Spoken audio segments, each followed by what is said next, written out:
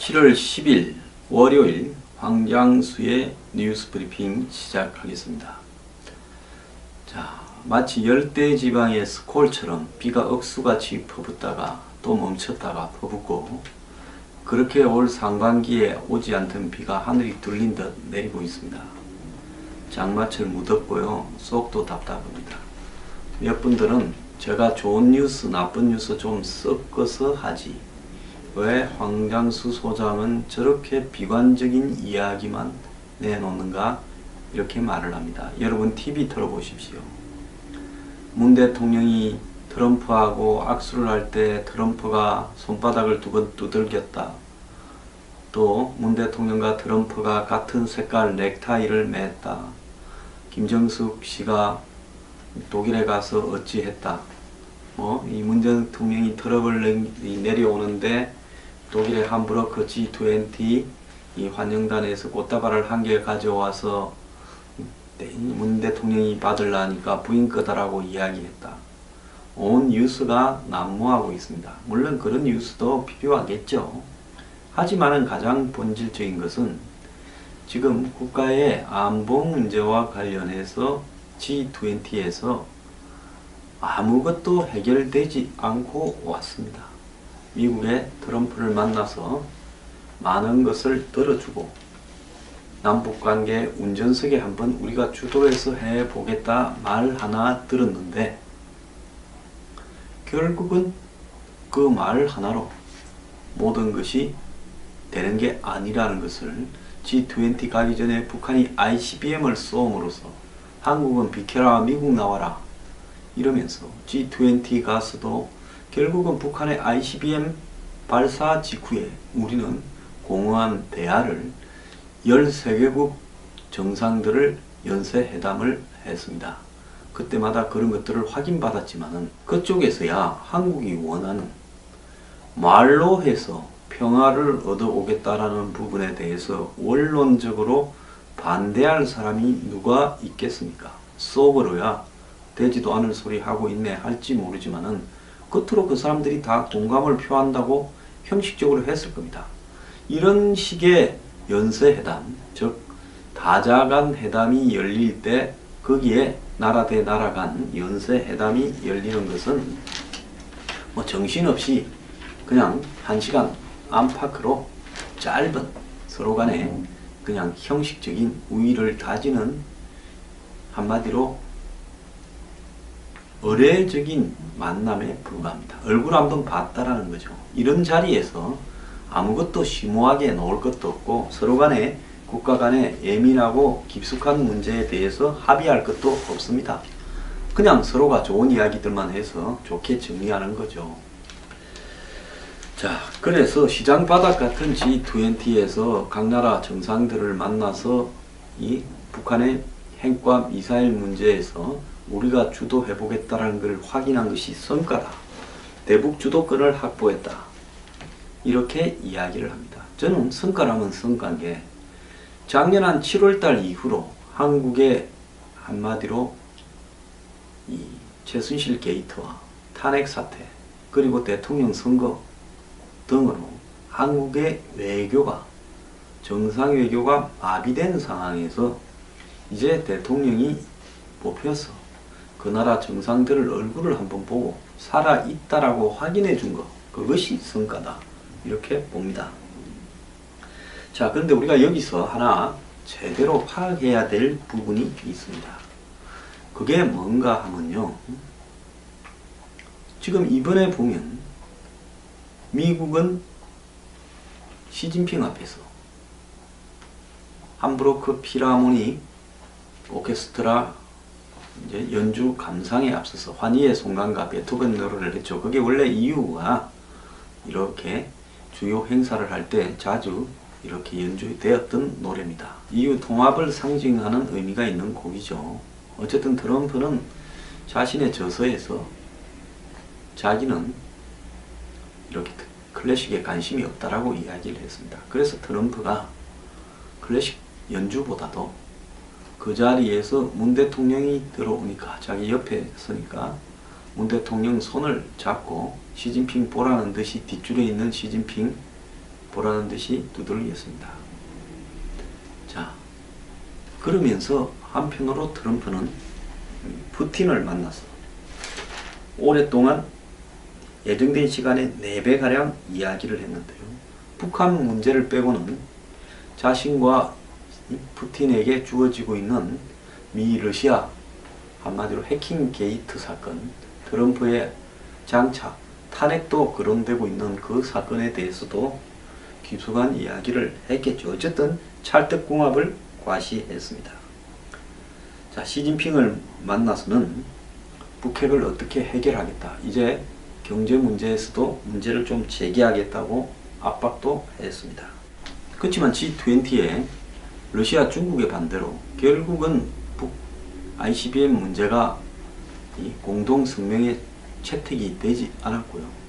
유엔 안보리에서도 미국의 니키 헤일리 대표의 아주 열화 같은 항의에도 불구하고 결국은 유엔 안보리에서 북한 문제는 결의되지 못했습니다. 자, 그런데 지금 북한의 ICBM에 대한 기술은 적어도 어느 정도 되는가라는 부분에서요. 우리가 지금 미국이나 일본 또 중국과 러시아, 특히 중국과 러시아는 ICBM이 성공했다고 볼 수 없다. IRBM 정도다. 중장거리 미사일 정도다. 이렇게 이야기를 하고 있습니다.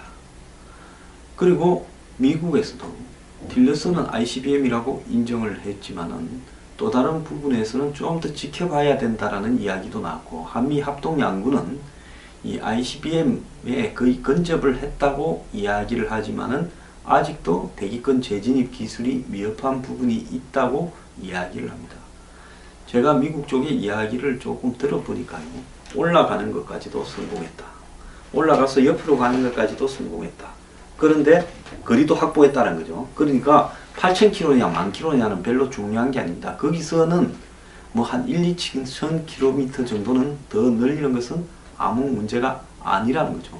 그렇다면 여기서 이제 대기권으로 내려오는 부분에서는 퀘스천 마크가 있다라고 이야기를 하지만은 과거처럼 2년이다라고 이야기하는 것은 좀 어렵다.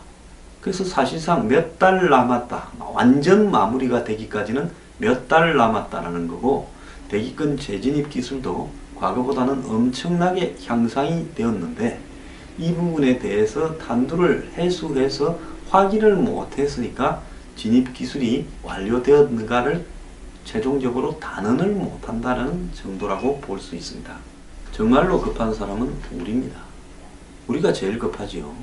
그런데 ICBM은 마치 우리 일이 아니냐, 미국과 북한의 문제인 양 우리는 생각을 합니다. 그것은 북한이 미국을 상대로 나와라, 협상하자, 우리가 이제 너네가 끊어온 레드라인을 다 넘었다, 어쩔 건데 이야기합니다. 그럼 미국의 입장에서는요, 북한의 레드라인 넘었다라는 것을 맞다, 너네 ICBM 발사하면 레드라인이다, 추가적으로 핵실험을 하면 레드라인이다 했는데 북한이 넘었다, 자 어쩔래, 배째라, 이렇게 나오니까 미국의 입장은 그래 너 넘었으니까 배째겠다고 할 수가 없는 겁니다. 자, 이런 지금 북한의 핵과 미사일 도발의 결국 최종적인 미래상은 어떻게 귀결이 될까요? 이대로 가게 되면 북한은 제가 볼 때 짧게는 6개월, 길게는 1년 안에 핵과 ICBM을, 즉 핵을 소형화해서 ICBM에 실어서 미국까지 정도 날려보내는데 성공을 할 겁니다. 그렇다면 그 부분이 이건 미국의 문제다, 우리를 겨냥한 문제도 아니고 북한 스스로도 미국과의 협상이 우선이라고 하지 않느냐, 이렇게 해서 미국과 북한에서 알아서 할 문제다라고 생각하는데 한국의 정권이나 한국의 좌파나 한국의 현 여권은 그런 인식을 하고 있고 한국의 야권 보수 진영도 그 심각성을 잘 모르는 것 같습니다. 그런데 미국까지 날려보낼 소형화된 핵탄두를 실은 ICBM은 결국은 고각 발사를 통해서 이번에 보여줬잖아요. 2881km를 올라가서 거리를 930km 납니다. 북한이 굳이 이렇게 조정해서 한 부분에서요, 어떤 의미가 있다고 보십니까? 고각 발사를 해서 떨어질 때 마하 24까지 간답니다. 사드가 마하 15가 넘는 속도로 떨어지는 북한의 ICBM 고각 단거리 발사를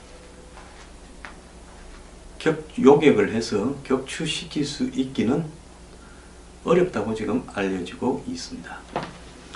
그렇다면 북한이 한국의 미군 기지나 한국의 주요 시설물을 향해서 ICBM을 한마디로 수직 낙하시키는 고각 발사를 했을 경우에 우리는 대응 방법이 없이 속수무책으로 당할 수밖에 없는 겁니다. 지금 킬체인으로 그런 움직임이 있으면 북한의 ICBM을 선제 타격한다 하지만은 과연 북한의 이동식 발사대 지금 250개가 넘을 걸로 추정이 되고 있는데 이런 이동식 발사대를 숨겨놨다가 그것도 지금 ICBM을 앞으로는 북한이 고체 연료화해서 곧바로 10분 안에 이렇게 쏴버릴 때 과연 미국이나 한국이 연습인지 실전인지를 어떻게 구별하고 북한의 선제 타격을 가할 수 있다는 겁니까? 저는 그거야말로 말장난이고 지난번에 한미 연합 군사 미사일 훈련을 해서 그것이 문재인 정권의 안보 능력을 과시했다 어쩌자 하지만은 그건 국민에게 보여주는 쇼라고 저는 보고 있습니다. 문 대통령이 6.25 이후에 최고의 위기라고 이야기를 하는 것과 문 대통령의 그에 따른 대응 행동은 저는 일치하는 맥락에 있지 않다고 봅니다. 앞으로 지금 북한의 그럼 핵과 미사일은 어떻게 결론이 날 것인가? 제가 봤을 때 북한은 시간을 끌면서 점점 더 개발해 갈 것이고 그 사이에 한국의 북한의 대화 그리고 각종 비핵화에 대한 어떤 인센티브에 대해서는 북한이 외면을 할 거라고 보고 있습니다. 이제 다 왔는데 엄청난 돈과 저들 나름으로는 고생을 해서 이제 다 와가는데 왜 미국의 똘마니에 불과하다고 자기들이 생각하는 한국과 북한의 비핵화 그리고 ICBM 폐기를 둘러싼 협상을 한단 말입니까? 할 이유가 없지요. 그것은 일반 상거래 관점에서 보더라도 성립될 수 없는 그런 거래입니다.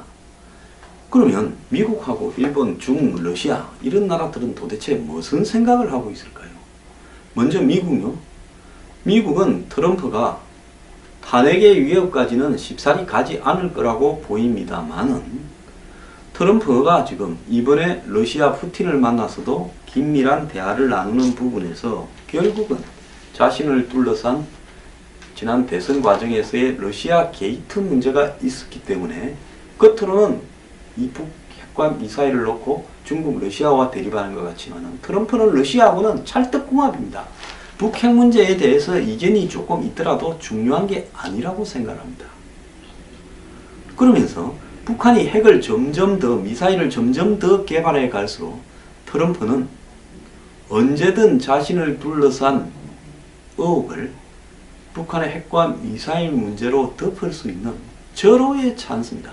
만약에 좀 더 특별검사 수사가 진행이 되고 다른 증거가 좀 나오고 해서 트럼프가 연루됐는가 이런 어떤 의혹이 제기되고 탄핵이 등장할 때 트럼프는 북한의 핵과 미사일이 몇 달만 더 가면 눈에 보이는 어마어마한 실질적인 위협으로 쿠바 미사일 위기 이후 55년 만에 최고의 위기를 미국 국민 앞에 보여줄 수 있습니다. 그럼 미국 대통령으로서요, 북한을 슬쩍 폭격을 하든가 안 그러면 북한과 딜을 하든가 이 두 가지 문제를 가지고 트럼프는 몇 년을 끌어갈 수도 있습니다. 그러니까 일종의 미국으로서는 성가시고 불편한 일이지만은 트럼프로서는 북한의 김정은의 저런 행동들이 트럼프가 놓여있는 위기에서 탈출할 수 있도록 도와주는 선물일 수도 있습니다. 아베 입장에서 한번 봅시다. 얼마 전에 고이케한테 졌어요. 아베 지금 올연말 하려고 하는 개헌도 어려워졌습니다. 더 나아가서 이제 내년에 다시 또 임기 3년 차를 더 하려고 하는데 그래서 자기 임기 9년을 다 채우면서 즉 총리를 3번 하는 거죠. 그걸 다 채우면서 일본 사회를 자기가 생각해놨던 이 평화헌법을 없앤 정상국가, 즉 거구적인 어떤 모토의 완성을 이루고 가려고 하고 있는데 지금 정치적 위기에 놓였습니다. 여기에 김정은이가 미사일 위기를 조성하는 부분이 아베로서는 절호의 찬스죠. 그리고 만약에 북한이 미국하고 평화체제 북미 수교를 할 때 주변국들이 보상을 해줘야 되는데 북한이 생각을 할 때 가장 큰 돈이 나올 곳은 일본이라고 생각을 합니다. 우리는 65년 대일 청구권 협상을 할 때 무상 3억 불, 유상 5억 불 해가지고 8억 불로 합의를 봤습니다. 우리는 너무 싸게 합의를 봤다 말도 있었지만 어쨌든 그 돈이 당시 한국의 경제 재건에 큰 도움이 됐던 것도 부인할 수 없고 이 포스코, 포철 건설 등의 자금도 거기서 나왔습니다. 자, 그런데 북한은 별도로 대일 청구권을 하겠다고 생각하고 있는데 지금 그 액수가 한때 120억 불이라는 이야기가 나왔고 작게는 5조, 많게는 20조라고 이렇게 전망이 되고 있습니다. 그렇다면 북한은 한국에서 받아봤자 기껏해야 개성공단 재개라든지 확대, 금강산 관광, 그리고 남북 간의 물자 교역 정도. 일본어는 몇 조 단위, 많게는 몇십조 단위의 돈을 뜯어낼 수 있다고 생각하고 있기 때문에 김정은으로서는 북핵미사일의 최종 완성 단계에서 물주는 일본이라고 생각하고 있습니다. 자, 그래서 아베는 그 부분과 관련해서 북한의 이런 도발들이 자신의 정권을 유지하고 연장하는데 또 최종적으로 북한과 타협 국면에서는 자기들이 키를 가지고 있다. 돈 넣을 때는 우리밖에 더 있겠냐 이런 생각을 하고 있습니다. 중국은요. 시진핑이 올 10월에 전인대를 해서 황제로서 자기 지위를 완전히 굳히려고 하는데 한마디로 북한이 저런 행동을 해주는 부분이 한편으로는 미국이 중국을 쪼는 부분에서 불편합니다만은 다른 한편으로는 미국에 대한 카드로서 북한 문제가 굉장히 유효하다는 거죠. 그것은 지난 4월 초에 마라라고 리조트에서 벌어진 중미 정상회담에서 미국이 몇 백일 정도의 유예 기간을 줄 거니까 북한에 대해서 압박을 좀 해서 대화로 끌어내봐라. 그랬지 않습니까? 만약에 북한 카드가 없었으면 그날 미중 간의 회담의 핵심은 중국의 통상 환율 조작 문제였을 겁니다.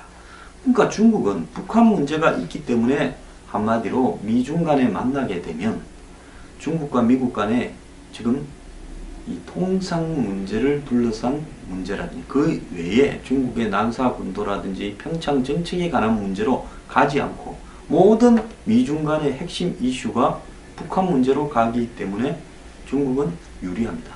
러시아는요. 우크라이나 크림반도 침공 등으로 러시아는 전 세계 서방 국가에서 제재를 받고 있다가 북한 문제가 등장하니까 모든 이슈가 글로 가버리면서 러시아는 최근에 이슈에서 빠져버렸습니다. 그리고 러시아 또한 북한에 편을 드는 척 하면서 이런 모든 이슈에서 결국은 자신들이 협상 카드를 진양 한마디로 이 유엔 안보리에서도 중국하고 러시아 우리 존재 유엔 안보리 상임이사국으로 우리 존재를 무시하지 마라라는 존재감을 보여주고 있습니다. 자, 그래서 이 주변 4대 강국들은 모두 북한 문제를 이용을 해서 자신 나름대로 이속을 챙기면서 이걸 끌어가고 있습니다. 결국 미국이요. 최종적으로 북한하고 이 문제를 딜을 해서 끝낼 가능성이 크고 그것을 또 업체가 할 거라고 보는데요. 마지막에 모든 것을 뒤집어 쓸 나라는 한국이라는 겁니다. 결국 한국이 모든 것을 뒤집어 쓸 수밖에 없습니다. 결국 이 문제는 제가 생각할 때는 시간을 좀 더 끌다가 북한이 핵과 미사일이 보다 더 정교해졌을 때 이제 전 세계는 북한하고 협상으로 이 문제를 마무리 지으려 그러고 북한이 사실상으로 파키스탄이나 인도 같은 핵 보유국 지위를 인정받게 되면서 평화협정, 즉 북미 평화협정을 맺게 되고 북미 수교로 가게 될 가능성이 많습니다. 그렇게 되었을 때 가장 이익이 없고 손해만 있고 향후에 이 국가의 존립에서 우려스러운 양상이 벌어지는 나라, 그 나라는 바로 한국입니다. 자, 우리는 도대체 무슨 계산으로 이 남북관계 운전석을 이야기를 하고 있는 겁니다. 나중에 우리가 다 뒤집었을 거고 그 운전석은 결국 앉지도 못하게 될 건데요. 참 답답합니다.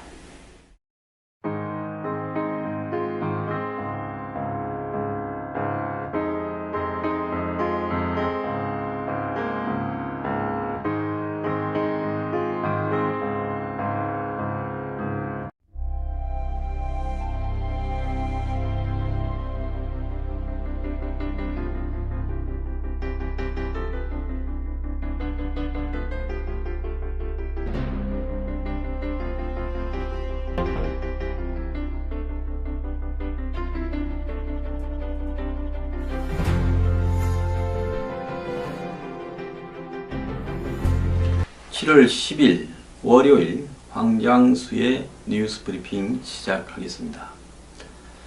자, 마치 열대지방의 스콜처럼 비가 억수같이 퍼붓다가 또 멈췄다가 퍼붓고, 그렇게 올 상반기에 오지 않던 비가 하늘이 뚫린 듯 내리고 있습니다. 장마철 무덥고요, 속도 답답합니다. 몇 분들은 제가 좋은 뉴스 나쁜 뉴스 좀 섞어서 하지 왜 황장수 소장은 저렇게 비관적인 이야기만 내놓는가, 이렇게 말을 합니다. 여러분 TV 틀어보십시오. 문 대통령이 트럼프하고 악수를 할 때 트럼프가 손바닥을 두들겼다. 또 문 대통령과 트럼프가 같은 색깔 넥타이를 맸다.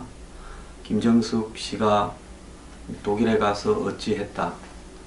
이 문 대통령이 트럭을 내려오는데 북한 문제를 빼고는 자신과 푸틴에게 주어지고 있는 미 러시아 한마디로 해킹 게이트 사건, 트럼프의 장차 탄핵도 거론되고 있는 그 사건에 대해서도 깊숙한 이야기를 했겠죠. 어쨌든 찰떡궁합을 과시했습니다. 자, 시진핑을 만나서는 북핵을 어떻게 해결하겠다, 이제 경제 문제에서도 문제를 좀 제기하겠다고 압박도 했습니다.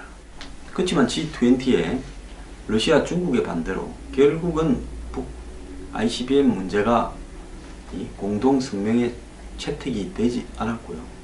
UN 안보리에서도 미국의 니키 헤일리 대표의 아주 열화 같은 항의에도 불구하고 결국은 UN 안보리에서 북한 문제는 결의되지 못했습니다.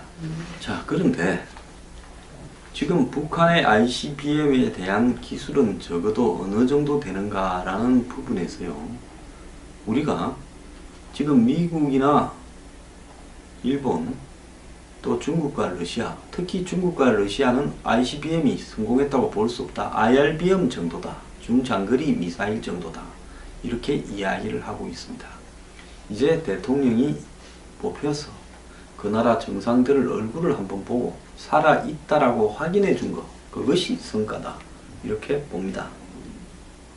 자, 그런데 우리가 여기서 하나 제대로 파악해야 될 부분이 있습니다. 그게 뭔가 하면요, 지금 이번에 보면 미국은 시진핑 앞에서 함부르크 필하모닉 오케스트라 이제 연주 감상에 앞서서 환희의 송강과 베토벤 노래를 했죠. 그게 원래 이유가 이렇게 주요 행사를 할 때 자주 이렇게 연주되었던 노래입니다. 이유 통합을 상징하는 의미가 있는 곡이죠. 어쨌든 트럼프는 자신의 저서에서 자기는 이렇게 클래식에 관심이 없다라고 이야기를 했습니다. 그래서 트럼프가 클래식 연주보다도 그 자리에서 문 대통령이 들어오니까 자기 옆에 서니까 문 대통령 손을 잡고 시진핑 보라는 듯이 뒷줄에 있는 시진핑 보라는 듯이 두들겼습니다. 자, 그러면서 한편으로 트럼프는 푸틴을 만나서 오랫동안 예정된 시간에 4배가량 이야기를 했는데요. 독일의 함부르크 G20 이 환영단에서 꽃다발을 한 개 가져와서 문 대통령이 받으려니까 부인 거다라고 이야기했다. 온 뉴스가 난무하고 있습니다. 물론 그런 뉴스도 필요하겠죠.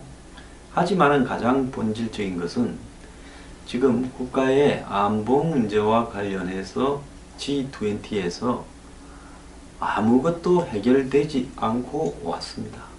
미국의 트럼프를 만나서 많은 것을 들어주고 남북관계 운전석에 한번 우리가 주도해서 해보겠다 말 하나 들었는데 결국은 그 말 하나로 모든 것이 되는 게 아니라는 것을 G20 가기 전에 북한이 ICBM을 쏘음으로써 한국은 비켜라 미국 나와라 이러면서 G20 가서도 결국은 북한의 ICBM 발사 직후에 우리는 공허한 대화를 13개국 정상들을 연쇄회담을 했습니다.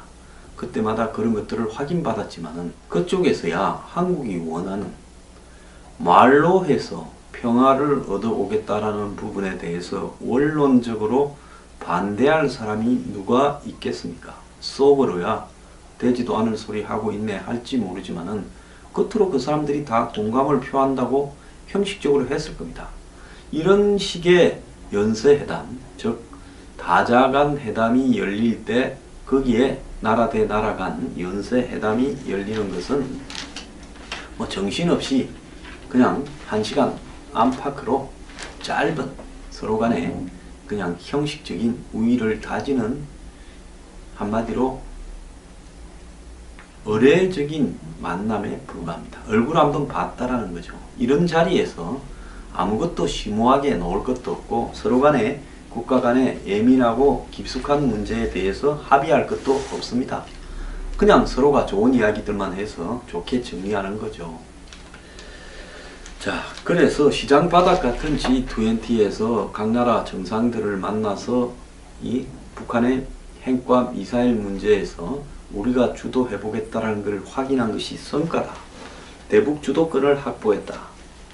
이렇게 이야기를 합니다. 저는 성과라면 성과인 게 작년 한 7월달 이후로 한국의 한마디로 이 최순실 게이트와 탄핵 사태 그리고 대통령 선거 등으로 한국의 외교가 정상 외교가 마비된 상황에서